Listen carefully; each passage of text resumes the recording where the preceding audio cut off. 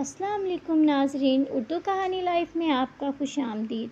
बेहतरीन कहानियाँ नॉवेल्स देखने के लिए चैनल को सब्सक्राइब करें। हम कहाँ जा रहे हैं? मूसा से इसने पूछा। तुम्हें घबराने की ज़रूरत नहीं है, कोई ऐसी जगह पर नहीं लेके जा रहा तुम्हें। इसका लहजा सर्द महरी लिए हुए था जो चाहत को शर्मिंदा कर गया। मेरा वो मतलब नहीं था, मैं तो बस वैसे ही पूछ रही थी। चाहत ने इसे समझाना चाहा। तुम्हारा जो भी मतलब था चाहत, मेरा सुनने का कोई मूड नहीं। मूसा ने तेज़ी से इसकी बात काटी और गाड़ी की स्पीड बढ़ा दी। फिर कुछ ही देर में वो एक जगह पर पहुंचे। चाहत को अपनी आंखों पर यकीन नहीं आ रहा था। इसके सामने वही खूबसूरत नज़ारा था जिसके लिए वो यहाँ आना चाहती थी। एक बड़े से बर्फ़ानी पहाड़ पर बर्फ़ गिरी पड़ी। मूसा कितना खूबसूरत है। एक पल के लिए वो मूसा की नाराज़गी और सर्द महरी भूल चुकी थी। इसके कंधे पे हाथ रख के वो ये खूबसूरत नज़ारा देखने लगी। जी भर के देख लो इसे, तुम ऊपर भी जा सकती हो, यहाँ पर पूरा सेल्फी सिस्टम है। हम कल वापस जा रहे हैं, मुझे वापस ड्यूटी ज्वाइन करनी है। मूसा इसका हाथ अपने कंधे से हटाता हुआ इससे कुछ फासले पर चला गया, जबकि चाहत को एक बार फिर से शर्मिंदगी ने आ घेरा। इसे कितनी ही देर ऐसे देखते हुए ऊपर की तरफ चली, क्योंकि मूसा ने तो आज इसकी तरफ ना देखने की कसम खा ली थी। आज इसकी शादी थी और मूसा अभी तक नहीं आया। इसे मूसा पर बहुत गुस्सा आ रहा था, इसलिए वो अपनी शादी छोड़ के सीधा मूसा के घर चला गया। लेकिन यहाँ आकर देखा तो मूसा तेज़ बुखार में तप रहा था। मूसा यार, ये सब कुछ क्या है? एक तरफ मेरी शादी हो रही है, ऊपर से तू इतना बीमार है। यार मैंने कभी नहीं सोचा था कि मेरी शादी तू एंजॉय नहीं कर पाएगा। तुझे भी और कोई वक्त नहीं मिला बीमार होने के लिए। कैफ चिढ़ कर बोला। कैफ, तुझे इस वक्त यहाँ नहीं होना चाहिए था। तू जा, सब लोग तुझे ढूंढ रहे होंगे। और ऐसा कर, जाने से पहले मामा को भी साथ ले जा, वो बेचारी भी मेरी वजह से बहुत परेशान है।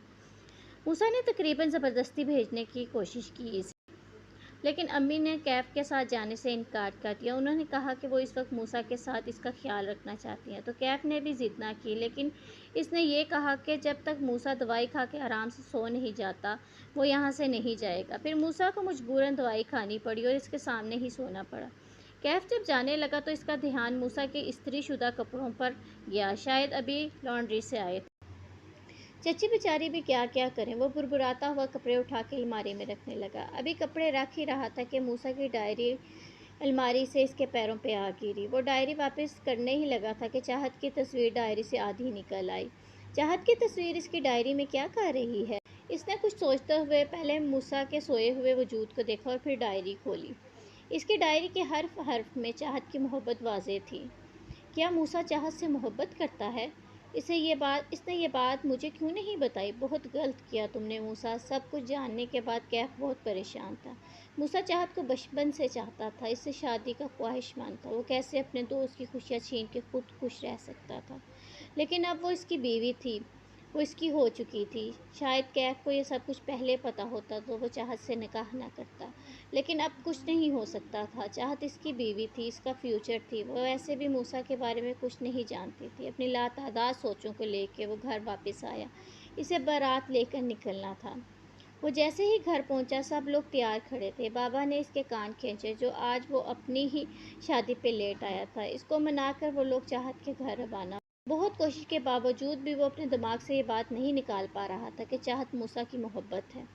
वो हर मामले में इससे जीतता आया था, आज तक मूसा को हरा नहीं पाया था। लेकिन शायद आज मूसा हार चुका था, इसके हाथों शिकस्त मिली थी। आज इसकी मोहब्बत, इसकी चाहत हमेशा हमेशा के लिए कैफ के नाम हो चुकी थी। बारात धूमधाम से आई और चाहत को बहा कर इस घर से कैफ के घर सारी रस्म अदा हुई। फुप्पो ने अपनी मन की सारी मुरादें पूरी की, जबकि इनकी कज़न सना बहन होने का हक निभा रही थी। सना के साथ इसकी भी बहुत अच्छी दोस्ती थी और सैफ और सना की मोहब्बत के बारे में भी सब कुछ जानती थी। चाहत बहुत खुश थी, इसकी ज़िंदगी में ऐसा शख्स शामिल हुआ था जिसके बारे में वो सब कुछ जानती थी।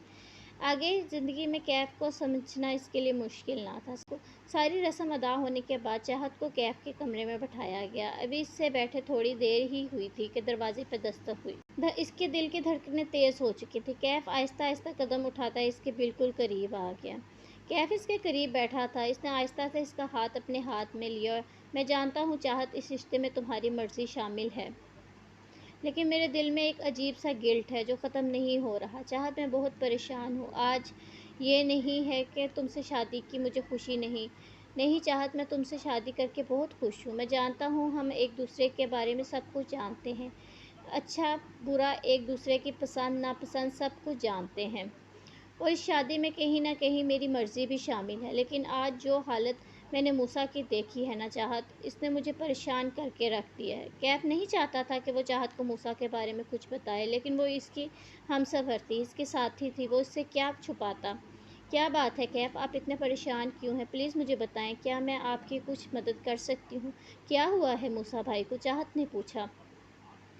چاہت، وہ تم سے محبت کرتا تھا، وہ بھی بکھر چکا ہے، وہ تمہیں بہت چاہتا تھا بچپن میں نے اس کی ڈائری کا ایک لفظ پڑھا ہے جہاں پر صرف تمہیں پانے کی خواہش ہے۔ کیف نے اس کے دونوں ہاتھ تھامتے ہوئے کہا، جبکہ شادی کی پہلی ہی رات اپنے ہی شوہر سے کسی دوسرے مرد کے بارے میں ایسا سنتے ہوئے چاہت کو صدمہ لگا تھا۔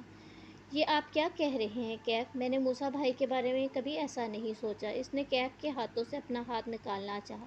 میں جانتا ہوں چاہت، تمہاری کوئی غلطی نہیں، میں تو بس موسیٰ کے بارے میں بتا رہا ہوں، میں تم پہ شک نہیں کر رہا۔ کیف نے اس کا چہرہ اپنے ہاتھوں میں لیتے ہوئے کہا، میں جانتا ہوں چاہت، تم اس بات سے بالکل انجان ہو، میں تو بس اپنی پریشانی تم سے شیئر کر رہا ہوں۔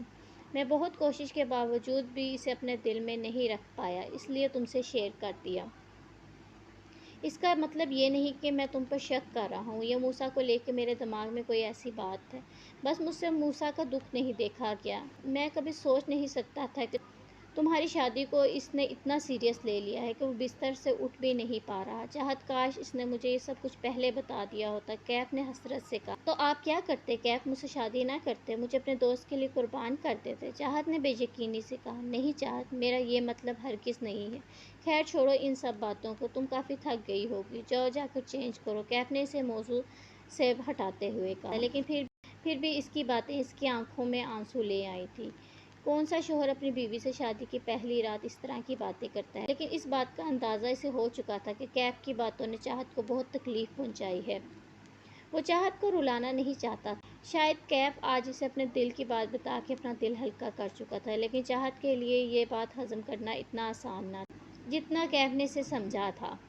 اٹھو جلدی کرو، میں تمہارا انتظار کر رہا ہوں۔ کیف نے مسکراتے ہوئے اس کا ہاتھ پکڑ کے اٹھایا۔ جلدی آنا، کیونکہ صرف میں نہیں بلکہ تمہارا منہ دکھائی کا تحفہ بھی تمہارا انتظار کر رہا ہے۔ کیف نے اس کا دھیان بٹانا چاہا۔ ہوٹل واپس آنے کے بعد بھی موسیٰ کا رویہ ویسے ہی تھا۔ وہ نہ تو سیدھے طریقے سے اسے بات کر رہا تھا اور نہ ہی اس کی بات کا کوئی جواب دے رہا تھا۔ ہوٹل واپس آنے کے بعد اس نے بس اتنا ہی کہا تھا، کل تک اپنا سامان پیک کر لو، ہم واپس جا رہے ہیں۔ اس کا یہ رویہ چاہت کے لیے بالکل نیا تھا۔ وہ تو ہمیشہ اس سے محبت سے بات کرتا تھا، اس کا خیال رکھتا تھا، لیکن چاہت نے اس کی اسی محبت کی توہین کر دی۔ چاہت کو اپنے کیے کی شرمندگی تھی، وہ اس کا شوہر تھا، جب چاہے وہ اس سے اپنا حق لے سکتا تھا، لیکن پھر بھی وہ اس کی ایک ہاں کا انتظار کر رہا تھا۔ اسے سمجھ نہیں آ رہا تھا آخر وہ موسیٰ کے ساتھ ایسا کیوں کر رہی ہے، جبکہ وہ خود بھی جانتی ہے کہ جو کچھ بھی ہوا اس میں موسیٰ کی کہیں کوئی غلطی نہیں۔ ماما کمرے میں آئی تو موسیٰ پریشان سا بیٹھا تھا۔ اسے اس طرح سے دیکھ کے ماما کا دل بھر آیا۔ وہ اس کے قریب آئی اور اس کا سر اپنی گود میں رکھنے لگی۔ پریشان ہو؟ ماما نے پوچھا۔ نہیں، بس سوچ رہا ہوں، جو چیز قسمت میں نہ ہو وہ نہیں مل سکتی۔ پتہ نہیں انسان محبت بھی اسی سے کیوں کرتا ہے جو قسمت میں نہیں۔ آج باہر بہت تیز بارش ہو رہی ہے۔ ایسی ہی ایک بارش موسیٰ کے اندر بھی ہو رہی تھی، جس میں اس کا سب کچھ بہہ چکا تھا۔ ماما نے نرمی سے اس کے بال سنوارے۔ دیکھنا چاہت سی بہو لاؤں گی میں اپنے بچے کے لیے، ماما نے اس کے سر پہ ہاتھ پھیرتے ہوئے کہا۔ ان کی بات سن کر وہ زخمی سا مسکرا دیا۔ موسیٰ نے نظریں چراتے ہوئے کہا، تجھے اس سے اچھی لڑکی مل جائے گی، چاہت سے بھی خوبصورت لڑکی لے کے آؤں گی۔ اب وہ انہیں کیسے سمجھاتا کہ چاہت جیسی اب کوئی لڑکی اس کی زندگی میں نہیں آ سکتی۔ چاہت وہ لڑکی تھی جسے لے کر اس نے پہلی بار خواب سجائے تھے، یہ جانے بغیر کہ ان خوابوں کی کوئی تعبیر بھی ہے یا نہیں۔ ماما محبت سے اس کے سر میں ہاتھ پھیرتی اس سے باتیں کر رہی تھیں، جب اچانک اس کا فون بجا۔ فون اٹھایا تو اس کا حوالدار بولا، سر وہ 2 دن پہلے جن مجرموں کو آپ نے ڈرگس کیس میں گرفتار کیا تھا وہ دونوں بھاگ گئے ہیں۔ اس وقت رات کے تقریباً 11:30 بج رہے تھے۔ موسیٰ کے لیے یہ خبر کسی دھماکے سے کم نہ تھی۔ ان دونوں مجرموں کو اس نے بہت مشکل سے گرفتار کیا تھا۔ یہ کیس کیف کی ذمہ داری تھا، لیکن اس کی شادی کی وجہ سے وہ خود ہینڈل کر رہا تھا۔ میں ابھی آ رہا ہوں، اتنا کہہ کر وہ اپنی یونیفارم نکالنے لگا، جبکہ بخار سے اس کا بدن اب تک تپ رہا تھا۔ دیکھو بیٹا، تمہاری طبیعت پہلے ہی ٹھیک نہیں، میرے خیال میں اس طرح تمہیں جانا نہیں چاہیے، تم کسی اور کو بھیج دو، ماما نے اس کی صحت کو مد نظر رکھتے ہوئے کہا۔ نہیں ماما، مجھے جانا ہوگا، یہ کیس کیف کا ہے، لیکن آج ہی تو اس کی شادی ہوئی ہے، وہ نہیں آ سکتا، اس لیے میرا جانا ضروری ہے۔ انہیں سمجھا کے وہ گھر سے باہر نکل گیا، جبکہ ماما اس کی سلامتی کی دعائیں مانگتی دروازہ بند کر چکی تھیں۔ موسیٰ اور چاہت اپنے گھر واپس آ چکے تھے۔ گھر آنے کے بعد بھی موسیٰ کا رویہ نہ بدلا، وہ اس کے ساتھ ویسے ہی تھا، وہ اس کو مکمل اگنور کر رہا تھا۔ اب چاہت کو پتہ چل چکا تھا اگنور کیا جانا کیسا ہوتا ہے۔ وہ نہ تو اس کے پاس آ کر بیٹھتا تھا اور نہ ہی اس سے کوئی بات کرتا تھا۔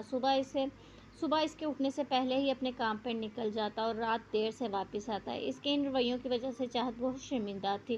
چاہت کو اپنی غلطی کا احساس ہوا۔ وہ موسیٰ سے کئی بار معافی مانگنے کی کوشش بھی کر چکی تھی، لیکن وہ اپنی توہین نہیں بھلا سکتا تھا۔